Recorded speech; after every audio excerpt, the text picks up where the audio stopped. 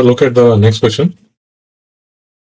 Ethanoic acid is manufactured in the reaction between methanol and carbon monoxide. So we want to manufacture ethanoic acid. An equilibrium is produced. So the first question is about characteristics of equilibrium. And both a high yield of ethanoic acid and high rate of reaction are needed. Reaction is carried out at 300 degrees Celsius, and forward reaction is exothermic. So heat is produced in this reaction. So it's an exothermic reaction. Now let's one by one start looking at the different parts. So two characteristics of the equilibrium, we have discussed this before. So see, there's a fundamental thing that you need to understand about equilibrium is that in the textbook also they write something like it's a dynamic. They write it as dynamic equilibrium. What it means by a dynamic equilibrium is it is not as if the reaction has stopped. It's just that the forward reaction, the rate of the forward reaction is equal to the rate of the backward reaction, and the concentrations of all the products and the reactants are same. Equilibrium is reached. There's a forward reaction also taking place. There's a backward reaction also taking place. It's not a static situation. It's a dynamic situation. So concentration of reactant and product remain constant, but the reaction does not stop, and that is why it is called dynamic equilibrium. Hope this is making sense. So it's not a static thing. Forward and reverse are happening, but both are happening at the same rate. So it is, just to take an example. So for example, you have a situation like this where,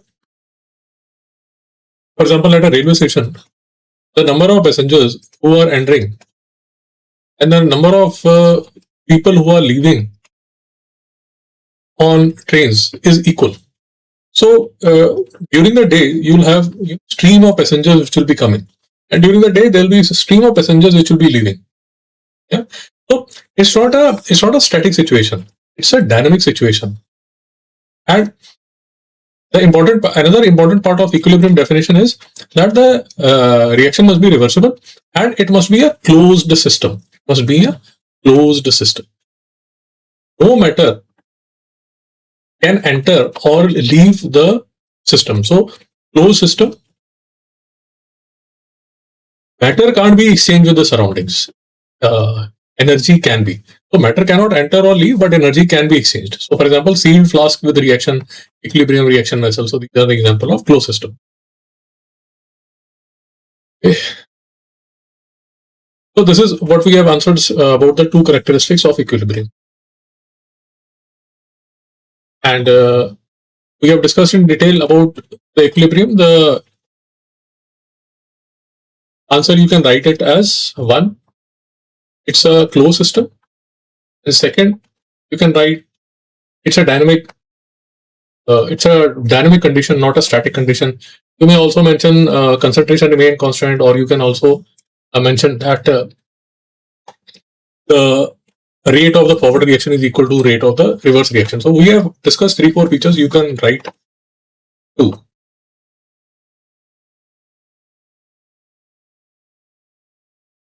So we have understood that this is an exothermic reaction. State the disadvantage of using a temperature below 300 degrees Celsius. Now, if we use a temperature which is below 300 degrees Celsius, now see what will start happening is that if I decrease the temperature, it's an exothermic reaction.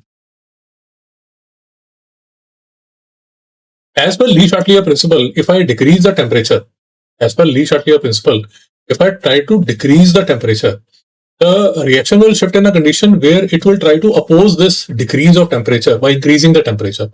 So, of course, if I decrease the temperature, because it's an exothermic reaction, on decreasing the temperature, the forward reaction will increase. As per Lee-Chatelier, if I decrease the temperature, the reaction will move in a direction which will try to oppose the decrease in temperature by increasing the temperature. That can only happen if we have an exothermic reaction going in the forward reaction. So as per Lee-Chatelier, low temperature should be preferred. But what happens is if I go below 300 degrees Celsius, my rate of reaction decreases. As you would have studied in rate of reaction chapter. At a lower temperature, the rate of reaction decreases. But then what happens?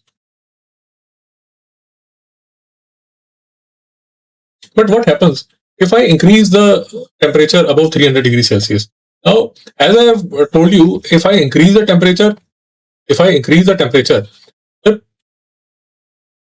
reaction will try to oppose this. If I increase the temperature, the reaction will try to oppose this. How can this oppose it? It can oppose it by moving in a direction where the temperature is decreased. We understand because this is in a forward direction, it's an exothermic reaction. In the backward direction, this will be an endothermic reaction. So what happens when I increase the temperature is the reaction will move in the backward direction, because when it moves in the backward direction, the temperature will get lowered. So that is why the yield will be less of ethanoic acid that we are trying to manufacture. As discussed earlier, we had in the previous question also we had discussed this, that what is the effect, increase of temperature, decrease of pressure when the forward reaction is exothermic, when the forward reaction is endothermic. We had discussed this here, so you can refer to this again and again. The same kind of questions would. Okay, now we are saying about catalysts. What happens when catalyst is added to the equilibrium concentration? See, the concentration won't change. The concentration of the product won't change. It is only the effect on the rate of forward reaction will increase. Basically, the equilibrium will be reached faster. This is the only effect the catalyst have. The catalyst won't have any effect on the concentration. Just that the equilibrium will reach faster. The rate of forward reaction and the rate of reverse reaction will increase. Now, if the pressure is increased, as I have told you earlier, if whenever a question is being asked about pressure, you should always look at the number of moles. So there are 2 moles of reactants. 2 moles of reactants, and we are forming 1 mole of product. Now, in these kind of reactions, this is what is happening. In these kind of reaction, when you increase the pressure, when you are increasing the pressure, as per Chatelier says the system will move in a direction where increasing the pressure, the system will move in a direction where lower pressure is formed. When is lower pressure formed? Lower pressure is formed when you are moving in the forward direction. So the equilibrium concentration of acetic acid will increase. What is the effect on the rate of forward reaction? Of course, increase in pressure leads to increase in the rate of reaction. So the rate of forward reaction will also increase. So answer for both increase. Which element from the list is suitable catalyst for the reaction? Remember that transition elements are the best catalysts. So here we have what as the right answer, and because transition elements, they make the best catalysts. And also write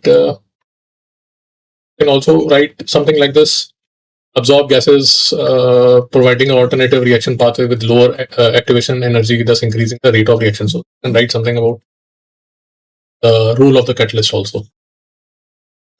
So now let's move to the next question. This is the MCQ that I have taken. So reaction between ammonia and oxygen is shown. Again, this is a exothermic reaction. Remember, when delta H is negative, it's an exothermic reaction. This is again from a rate of reaction chapter. So when delta H is negative, this is an exothermic reaction. Heat is liberated. When delta H is positive, it's an endothermic reaction. Heat is absorbed from the surrounding.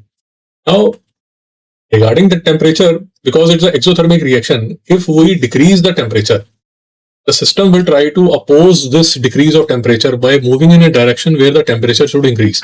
And that is why the forward would be better, because we want to move the position to the right. We want to move the equilibrium to the right, that is in the forward direction. So decreasing the temperature would be a better option. But then they also want to discuss the pressure. Now, for always, as I have told you, for discussing pressure, please refer to the number of moles.